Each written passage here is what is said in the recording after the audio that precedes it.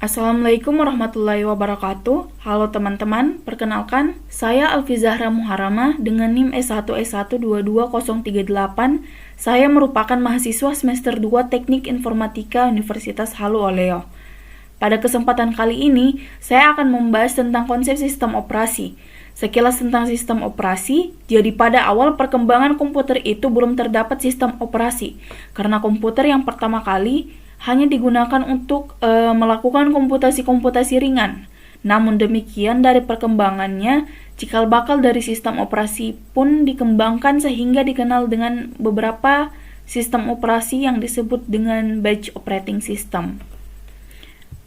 Nah, di sini kita akan membahasnya satu persatu. Jadi, sistem operasi itu yang pertama adalah sistem batch, kemudian yang kedua adalah sistem operasi multi-programming system. Kemudian yang ketiga adalah sistem operasi dengan sistem time sharing. Ada multi-processing system. Kemudian ada real-time system. Dan yang terakhir adalah sistem operasi terpusat dan terdistribusi. Baik, langsung saja yang pertama, sistem batch. Pada tahun 1950-an, yaitu saat munculnya komputer generasi pertama, konsep ini digunakan yaitu dengan cara mengumpulkan job-job dalam satu angkatan atau dalam satu perintah. Nah, konsep inilah yang menjadi cikal bakal komputasi atau sistem operasi berikutnya. Tentu saja tujuan dari sistem batch atau mengumpulkan job-job dalam satu angkatan ini adalah untuk meningkatkan utility atau utilitas CPU dalam menangani job yang ada. Nah, kemudian sistem batch ini dibagi menjadi dua. Yang pertama adalah sistem resident monitor, di mana operator bertugas mengatur job. Jadi, jika suatu job selesai dikerjakan oleh CPU, maka operator segera menggantinya dengan job yang berikutnya. Kemudian job-job yang sama cukup dicetak sekali saja. Nah, inilah yang disebut dengan batch system. Teknik pengurutan job yang secara manual seperti ini akan menyebabkan tingginya waktu menganggur bagi CPU. Sehingga untuk menanggulangi hal ini dikembangkan suatu teknik pengurutan job secara otomatis yang mampu mentransfer kontrol secara otomatis dari satu proses ke proses yang lainnya secara otomatis pula. Nah, inilah cikal bakal sistem operasi yang pertama yang berupa program sederhana yang bersifat residen di memori, serta berisi urutan job yang akan berpindah secara otomatis. Dan inilah yang disebut dengan resident monitor. Jadi, jika komputer dinyalakan, maka sistem akan menuju pada resident monitor atau sistem antrian secara otomatis. Selanjutnya, yang kedua adalah overlap sistem operasi antara input-output dengan CPU.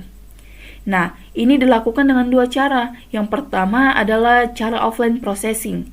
Jadi, offline processing ini data yang dibaca dari card reader disimpan dulu dalam tape driver sebelum dibawa ke CPU.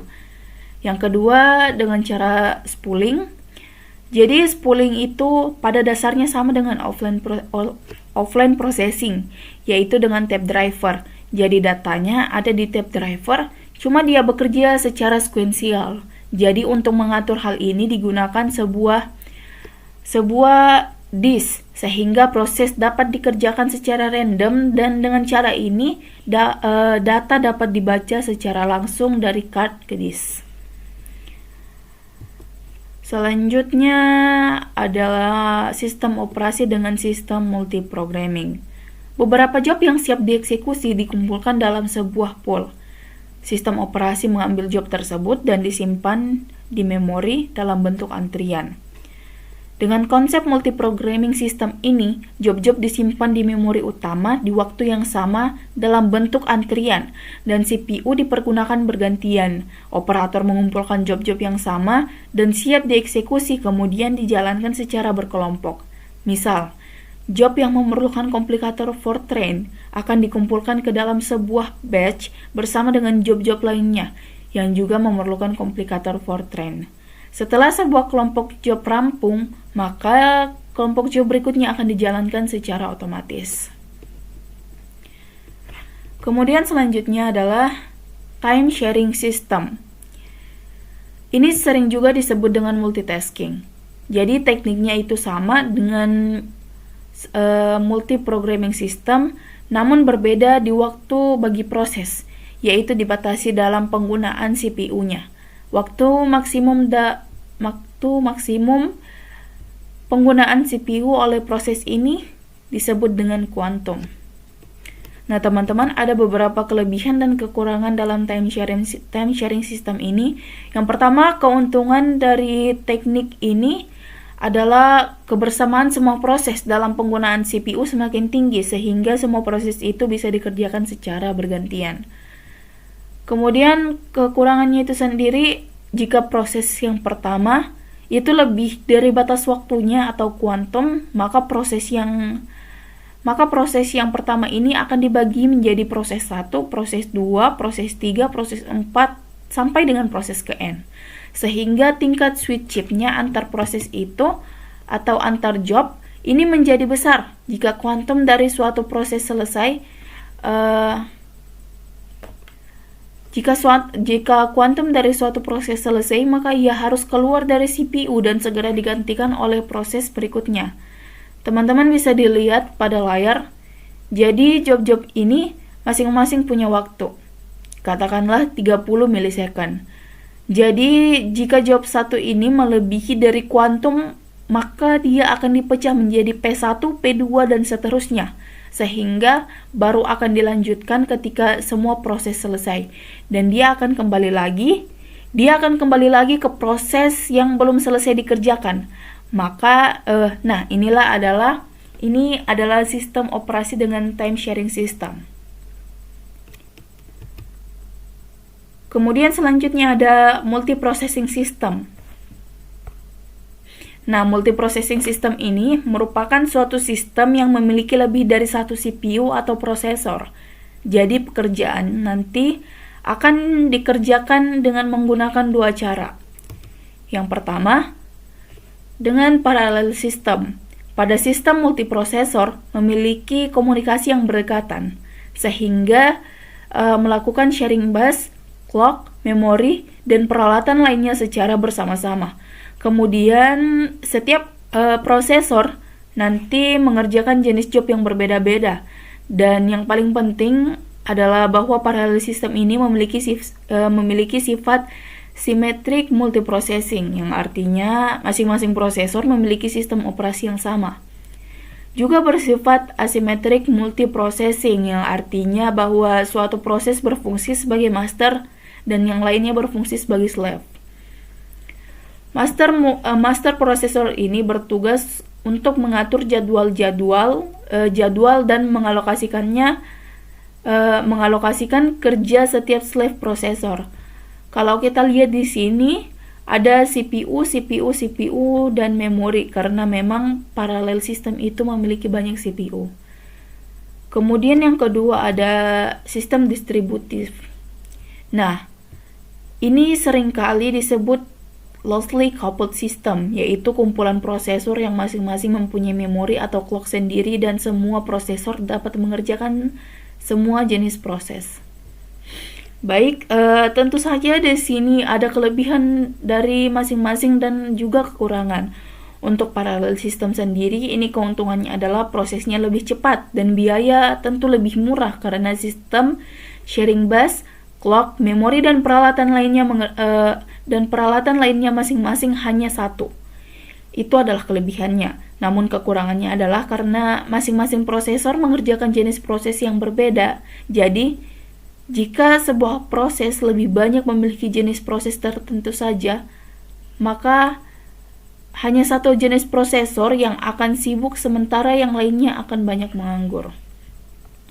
Sementara keuntungan dari distributive system ini, research yang digunakan itu nanti secara bersama-sama, tidak berlebihan. Jadi nanti suatu komputasi dibagi menjadi beberapa subkomputasi dan masing-masing subkomputasi dikerjakan oleh tiap-tiap prosesor, sehingga akan meningkatkan kecepatan komputasi. Kemudian keuntungan lain dari distributed system adalah reliability atau reliabilitasnya. Jadi jika suatu proses gagal, maka proses selain itu dapat mengerjakan proses tersebut. Berikutnya adalah sistem operasi real-time system. Jadi real-time system itu digunakan jika suatu operasi memerlukan ketepatan waktu dari prosesor atau aturan data, dan ini juga sering digunakan sebagai pengontrol terhadap aplikasi-aplikasi tertentu. Real-time system terdapat dua bentuk yang berbeda.